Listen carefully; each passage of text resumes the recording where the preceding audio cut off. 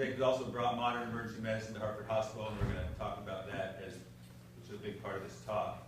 And I also want to thank a lot of people who I talked to, people who I emailed for parts of this, some of which you'll see, and some of which I couldn't use. This is of the talks I've given. I've given a few talks. This is one of the hardest ones ever to try and condense basically 27 years into 27 minutes. So we'll see how that goes. So when I came here in 1987, we were a classic New England teaching hospital. The patients were basically seen by residents. There were two halls, the medical and the surgical hall. They were as separate as anything could be. If the medical hall had 12 beds, was full, there could be 1 or 2 patients on the surgical hall, or vice versa. And if the nurses had triaged the patient to the other hall, they would stay in the waiting room. It was just completely separate worlds, which, you know, looking back now is kind of hard to imagine.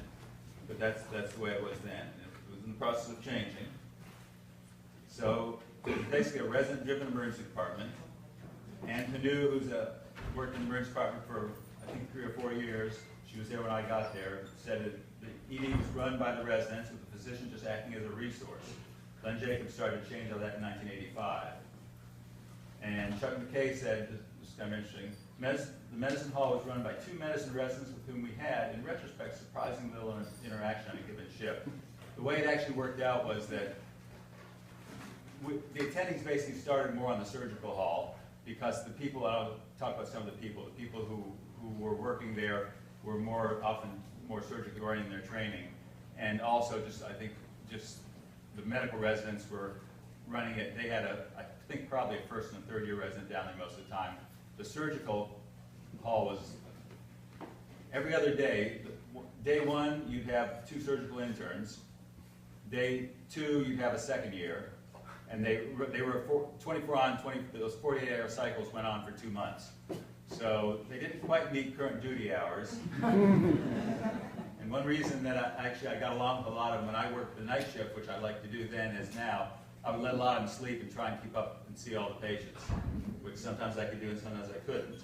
But more commonly than not, I could. So back then we saw a lot of very, very sick patients. Just like now, we were a busy emergency department when I got here. But really we didn't do too much for a lot of them. Strokes and STEMIs, when I got here, we really did very little. We gave them some Valium, you know, we gave aspirin, we did have that in our armamentarium, but we didn't really do much treatment. Lidocaine drip? Lidocaine drip for everybody. You had to watch the lidocaine, the first push go in before the drip, and seeing someone seize, which I did, to realize how great a treatment that was. But then you explain to the family, the patient's here with a heart attack, we're not going to do anything for him, we just made him seize. So yeah, that went on for quite a few years actually. In trauma, we were pretty aggressive then. Dr. Jacobs had started the trauma program a couple years before, but we really didn't do the stuff we do now. The examination was important, the plain x-rays, we did head CTs, generally didn't do anything much beyond that. And we would sometimes do a DPL, diagnostic peritoneal lavage, because we weren't doing abdominal CTs. Now, one thing we did do a lot with was overdoses. Turns out all we did was useless, but we did a lot. Every serious overdose, and some of these things are hard to picture, got an Ewald, or they became Edlich tubes after a while, which was a large 32 French tube that we put down their mouth into their stomach and lavage out their stomach. And I still see the picture in our old room 14. Joe's nodding, he's done that. And these people just gagging and fighting, and every once in a while we had to literally intubate someone to do something that, I don't remember the exact years, but within 4 or 5 years we decided was dangerous and not good. But we've been doing that for years, so we did that. And some of this is just kind of for old timers. The overdoses we saw back then were tricyclics. We had people just come in and die. That was common. Theophylline overdoses were very, very common. And then the best drug was Quaaludes. Actually, people didn't die of that, but they were very happy. Those of you who don't know, Quaaludes is like a benzo-like sedative, but it's not a benzo.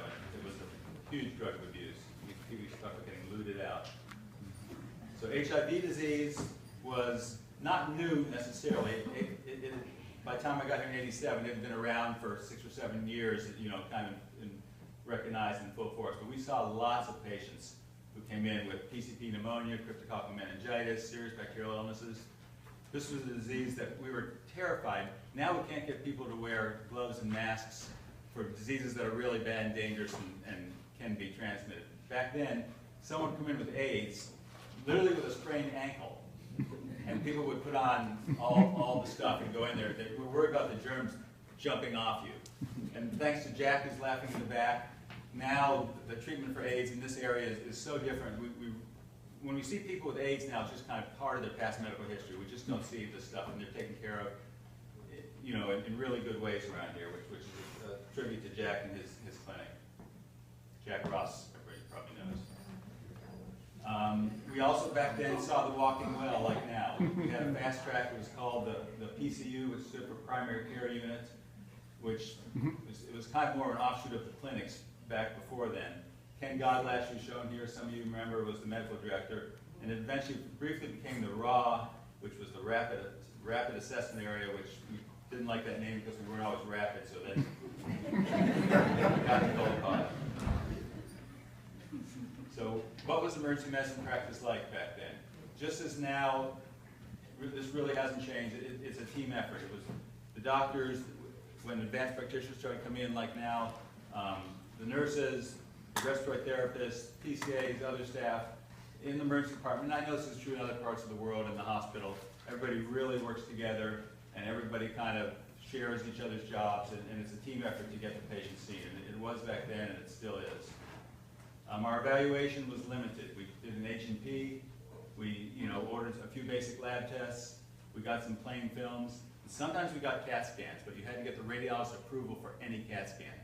So, and maybe if we still had that, we'd have a little less usage, right, Stu? But CTs really have totally revolutionized our practice, and they are, very good things. But because practice was like that, turnaround times were short. I mean, you couldn't stall. Everything you could think of to order was back in 2 or 3 hours. So you had to make a decision, and the patient was either admitted or sent home at that point. We didn't have PDA, we didn't have observation. It was a little simpler. So radiology was different back then. I kind of alluded to this. We did plain films. We did some things that probably at least a lot of our residents haven't even heard of. Skull films were done routinely when someone got a bonk on the head. We'd do skull films, and if there was a skull fracture, we felt bad, and if there wasn't, we felt good, but we didn't do anything different. And now we're getting CTs and MRIs instead, which are far, far better. We also did IVPs, which was a wonderful test for kidney stones. You would inject the dye, and then if there was obstruction, if it was negative, you knew right away. If there was obstruction, you'd come back and you'd have to get the film in 4 hours and 6 hours and 8 hours. And those were our longest ED length of stays. And you'd wait and wait and wait. If they had no kidney, you could be there for days. So at that point, the residents and radiology attendings were in the back, right behind the emergency department.